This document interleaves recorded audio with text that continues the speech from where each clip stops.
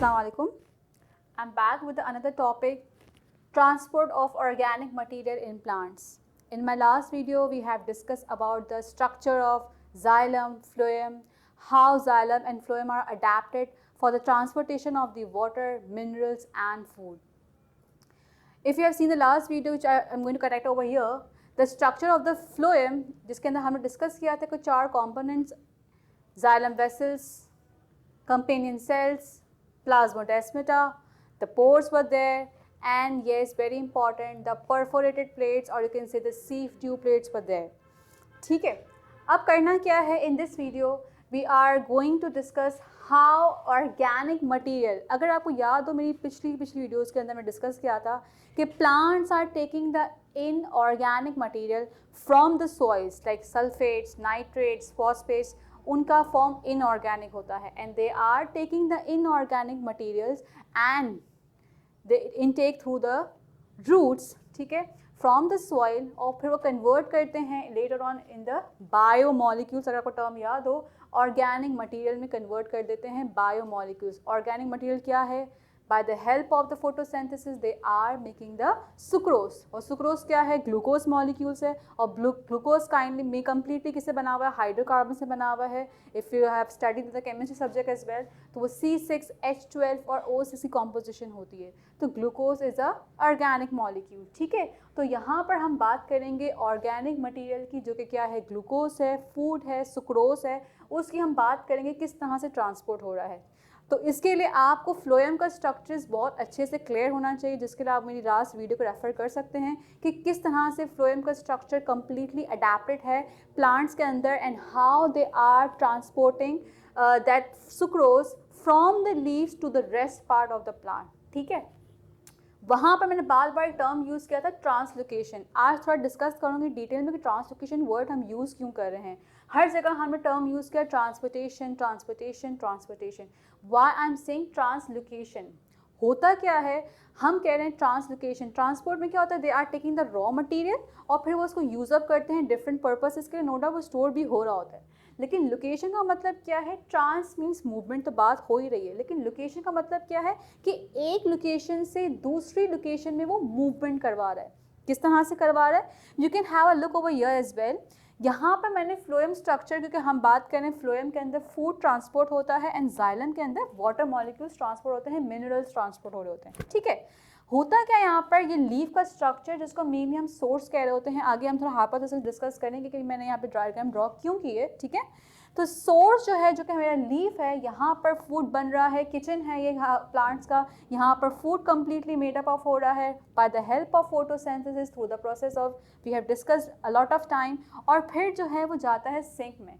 No doubt ये कुछ हद तक अपने पास यूज़ करता है for the purpose of respiration. क्योंकि ग्लूकोज तो रेस्पिरेशन के लिए यूज़ हो रहा होता है और फिर कहीं और स्टेम भी यूज़ कर ही रहा होता है अपने पर्पस के लिए. फिर एंड में जाकर यहाँ पर क्या होता है? कम्प्लीटली ट्रांसलोकेट होता है, लोकेशन चेंज करके सिंक के पास आता है और लेटर ऑन जाकर ये स्टोरेज करके वहाँ पर एक फ्रूट फॉर्म कर लेता है और it can use for the later purpose as well. वो उनका अपना एक अलग एक प्रोसेस चल रहा होता है. ठीक है, तो ट्रांसलोकेशन का मैं डिस्कस कर चुकी हूँ कि why we are using a term translocation for the food, for the biomolecules movement, for the organic materials movement. ठीक है, तो अ डेफिनेशन क्लियर है. It is a movement of the molecules or you can say transfer of the food from the leave that is a source to the rest part of the plant. आप word use करेंगे rest part of the plant. It depends हो कहाँ कहाँ उसका जो है food use हो रहा है. आगे चलते हैं. यहाँ पर मैंने एक चीज़ लिखी है, concept of mass flow hypothesis. Book में कहीं जगह पे इसका टर्म आता है bulk flow hypothesis. Different terms use की जा रही होती है, लेकिन एक कॉमनली टर्म यूज़ होता है मास फ्लो हाइपोथेसिस. नाम से लग रहा है एक मास है. व्हाट इज़ मास? वो सुक्रोज को ही यहाँ पर रेफ़र कर रहे हैं कि एक मास बन चुका है क्योंकि सुक्रोज का वेट ज़्यादा होता है. It is a organic molecule. और ग्लूकोज को हम हर जगह वर्ड यूज़ करते हैं तो सुक्रोज ग्लूकोज का डबल है. हम कह रहे हैं ग्लूकोज C6 होता है जबकि सुक्रोज C12 होता है, उसका डबल मास हो गया. तो यहाँ पर एक मास की बात हो रही है, एक वेटेड की बात हो रही है. तो बुक्स में यूजुअली यहाँ पर बल्क का टर्म भी यूज़ होता है एज़ कम्पेयर टू दी मास के. तो डिपेंड करता है कि आप डिफरेंट बुक्स को रेफ़र करेंगे, डिफरेंट आपको टर्म यहाँ पर मिलेगी. ठीक है, तो ये एक हाइपोथेसिस है, इसको जनरेट किया गया, डिफरेंट थ्योरीज भी मिलती हैं और it is just a statement hypothesis, you know very well कि इसको हम स्टेटमेंट कहते हैं जो कि टेस्टेबल होता है। इसको आप एक्सपेरिमेंट के थ्रू उसको एक्सपेरिमेंट्स कर सकते हैं, आप परफॉर्म कर सकते हैं, ठीक है। अब यहाँ तो डायग्राम्स ड्रॉ की गई हैं, इसका रीज़न क्या है कि यहाँ पर जो मास फ्लो हाइपोथेसिस है उसको यहाँ पर एक्सप्लेन करना है थोड़ा सा डिटेल में। अब होता क्या है कि जो सोर्स है, जो आपका लीफ है, यहाँ पर फूड फॉर्म हो रहा है, यहाँ पर जो है वो फोटोसिंथेसिस परफॉर्म हो रहा है और ग्लूकोज यहाँ पर कंप्लीटली बन चुका है। Now what will happen later on, ठीक है, this food will transfer to the rest of the plant, हम डिस्कस कर चुके थे। लेकिन अगर आपने नोट किया हो कि जाइलम वेसल जो कि ट्रांसपोर्ट कर रहा है, यहाँ पर क्या ट्रांसपोर्ट कर रहा है, वाटर मॉलिक्यूल्स ट्रांसपोर्ट कर रहा है, पर कुछ वाटर मॉलिक्यूल्स अगर आपने ऑब्जर्व किया फ्लोएम के पास भी जा रहे हैं। इसका रीज़न क्या है? One of the reason obviously अगर हम बात करें कि वाटर से वो फ्लोएम में जा रहा है तो कोई ना कोई इसका पर्पस ज़रूर होगा कि यहाँ पर वाटर मॉलिक्यूल्स की प्रेजेंस क्यों प्रेजेंट है। और मैंने यहाँ एक टर्म लिखा हुआ है टर्गर प्रेशर। अगर आपको मेरी स्टार्टिंग की वीडियोस याद हो, टर्गर प्रेशर 3 टर्म्स मैंने आपको बताए थे, एक्सप्लेन किए थे कि हम 3 टर्म्स यूज़ करते हैं। बहुत बार मैंने कहा था फ्लैसिड, टर्जिड और प्लाज्मोलाइज। तो यहाँ पर टर्गर प्रेशर को आप टर्जिड से अगर याद करो तो हमने एक की टर्म याद किया था स्वेलन से, कोई चीज़ का फूल जाना, स्वेलन हो जाना, राइट। तो यहाँ पर हम उसके कॉन्सेप्ट को डिस्कस कर रहे हैं।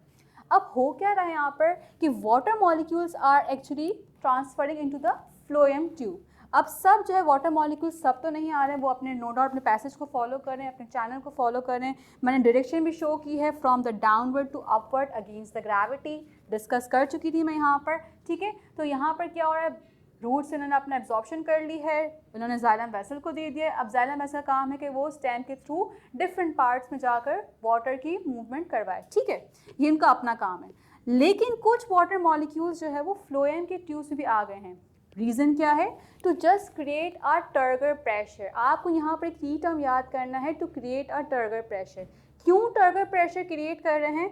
अगर आपको ये बात पता हो, अगर अपने फिजिक्स में कुछ कॉन्सेप्ट क्लियर हो प्रेशर के बारे में, कि जब भी प्रेशर क्रिएट होता है तो फोर्स क्रिएट हो रही है। Now when there is creating a force over there, so obviously something is applying or to have a efficient work over there, ठीक है। होता है क्या यहाँ पर, जब वाटर मॉलिक्यूल्स यहाँ पर आकर एक्यूमुलेट हो जाते हैं, जमा हो जाते हैं, तो यहाँ पर जो सोर्स मॉलिक्यूल्स हो क्या रहा है, यहाँ पर डिफरेंट हमारे पास सुक्रोज मॉलिक्यूल्स यहाँ वहाँ मूव कर रहे हैं, बिल्कुल आराम से जा रहे थे। लेकिन जैसे ही वाटर मॉलिक्यूल्स आए, ऊपर जाके जमा हो गए, एक्यूमुलेट हो गए, एक प्रेशर क्रिएट हुआ। जैसे प्रेशर क्रिएट हुआ तो जितने भी मॉलिक्यूल्स थे यहाँ पर सुक्रोज के, दे विल कंप्लीटली और you can say efficiently move from that part from the source to the sink. बहुत तेज़ी से वो मूव करना स्टार्ट हो जाएं, क्योंकि ऊपर की साइड पे एक टर्गर प्रेशर क्रिएट हो गया। तो जब हम किसी चीज़ को प्रेशर क्रिएट करते हैं, किसी को हम प्रेशर लगा रहे होते हैं, तो ऑब्वियसली जो जिस पार्ट पे हम प्रेशर क्रिएट कर रहे हैं, ऑब्वियसली वहाँ पर फोर्स ज़्यादा अप्लाई हो गई है। तो यहाँ पर भी सेम यही बात हो रही है कि यहाँ पर हमने प्रेशर अप्लाई किया, उस जगह पर फोर्स अप्लाई की, तो जितने भी सुक्रोज मॉलिक्यूल्स थे वो सब नीचे आ गए और फ़ौरन से एक प्रेशर क्रिएट हुआ कि उनको आप टूवर्ड्स द ग्रेविटी लेकर जाएँ, नीचे लेकर जाएँ। और जब वो नीचे जाएंगे तो कहाँ जा रहे हैं? वो सिंक के पास जा रहे हैं। तो this is a simple concept of the mass flow hypothesis, ठीक है, जिसमें हमने बात करी कि how translocation takes place, how the sucrose molecules is moving from the upper or you can say from the source to the sink, ठीक है। अच्छा, अब ये वाटर मॉलिक्यूल्स कहाँ जा रहे हैं, कहाँ से पास आउट होंगे? नो डाउट जब ये टर्गर प्रेशर क्रिएट हुआ, फिर कुछ टाइम के बाद ये वाटर मॉलिक्यूल्स दोबारा से नीचे आएंगे और अपने पैसे से जाकर दोबारा से वो जाइलम वेसल के पास चले जाएंगे। बिकॉज फ्लोएम का काम ये नहीं है कि वो वाटर मॉलिक्यूल्स को मूव करे। ये बात याद रखिएगा आप लोग कि जाइलम का काम है वाटर मॉलिक्यूल्स को मूव करवाना। It is not responsible to transport the water molecules, ठीक है। फ्लोएम का काम सिर्फ क्या है कि वो सिर्फ और सिर्फ फूड को ट्रांसपोर्ट करेगा, सुक्रोज को ट्रांसपोर्ट करेगा।